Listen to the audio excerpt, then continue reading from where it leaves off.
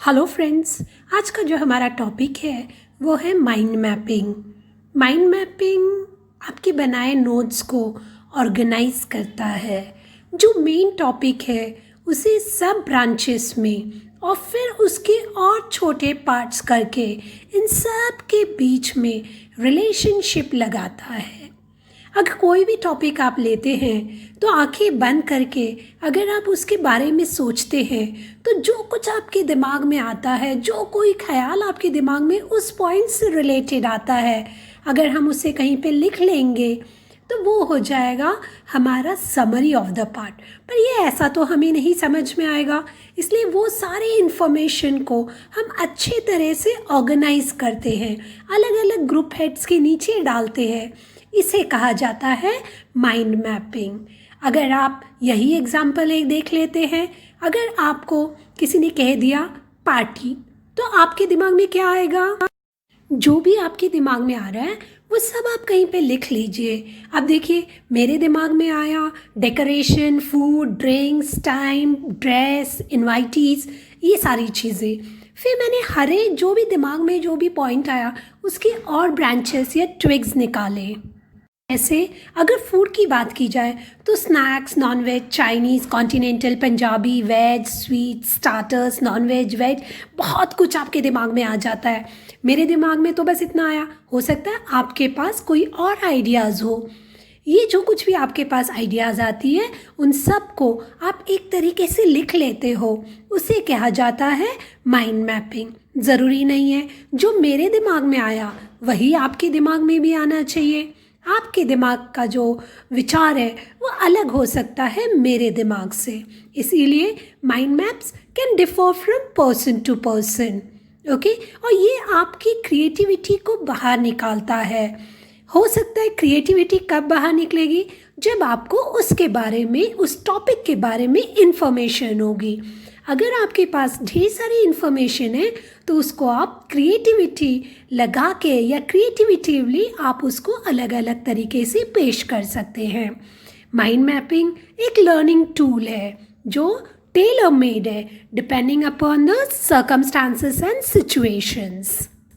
अब हम देखेंगे important things of mind mapping. सबसे पहला जो है वो है कि map should have a central idea. It should have different branches. If it is possible आप अलग अलग कलर का यूज़ कीजिए। कलर क्या करेंगे? आपको मेंटल ट्रिगर के जैसे वो यूज़ होता है, आपके दिमाग में वो तुरंत बत्ती जला देता है, आपको वो इफ़ेक्ट जो है उस कलर का वो हमारे दिमाग में रहता है। ये तीनों जो चीज़ें हैं वो बहुत ज़्यादा वाइटल इम्पॉर्टेंट है, क्योंकि सेंट्रल आइडिया, ब्रांचेस और कलर, दोज आर इम्पॉर्टेंट। हाँ, इसी के साथ इमेजेस भी इम्पॉर्टेंट है। आप कोई छोटी छोटी पिक्चर्स बना लीजिए या कीवर्ड्स आपके दिमाग में वो बैठ जाती है, उससे आपको हर एक चीज़ जो है वो मेमोराइज करने में आसानी होती है। अगर हम हमारे वही वाले पहले वाले माइंड मैप के पास जाते हैं, पाथी वाला, उसमें देखिए हमने यहाँ पे अलग अलग कलर्स यूज़ किए हैं। ये कलर्स ज़्यादा इम्पैक्ट डालते हैं हमारे दिमाग के ऊपर। देखिए इस पार्टी का ये जो था ये था मेन आइडिया। उसके फिर हमने ब्रांचेस निकाले, जैसे था डेकोरेशन, फूड, ड्रिंक्स या फिर बाकी की चीज़ें।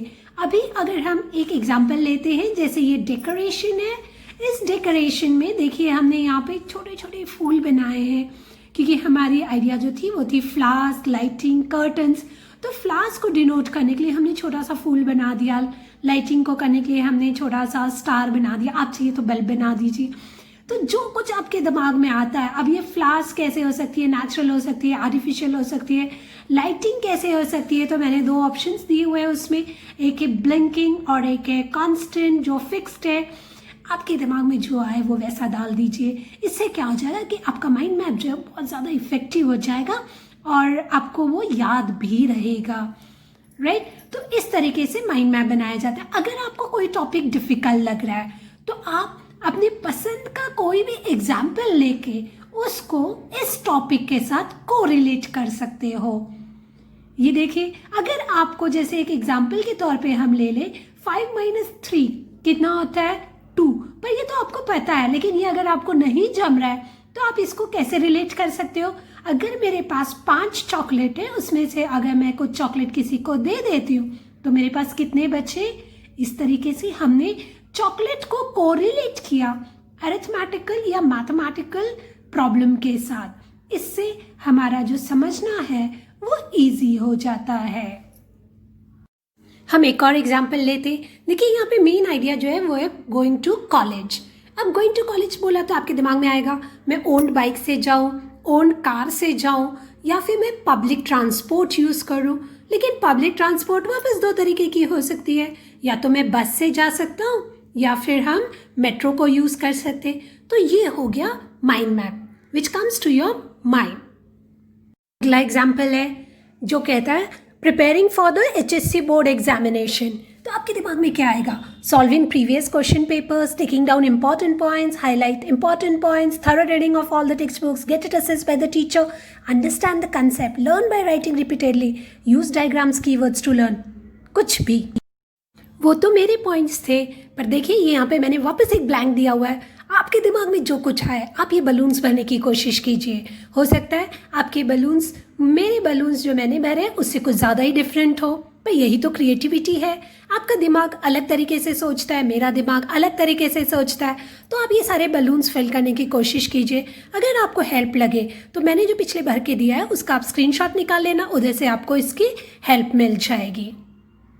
अगला कंसेप्ट, हमें नंबर्स लिखना है। नंबर्स बोला तो आपके दिमाग में आएगा even number, odd number, natural number, rational number, irrational number, जो कुछ आए वो सारे हमने यहाँ पे लिख लिए हैं। और उन सब के जो ट्रिक्स निकले हैं बारीक बारीक, उसमें हमने उस तरीके के नंबर्स फिल कर दिए। जैसे इवन बोला तो 2, 4, 6, 8, 10 जो लिखना है हमने वहाँ पे लिख दिया। हम अलग अलग तरीके के शेप्स, एरोज, या फिर आप कह सकते हैं कनेक्टर्स, लाइन्स, बॉक्सेस, आप जो चाहिए वो शेप में इसको एक्सप्रेस कर सकते हो।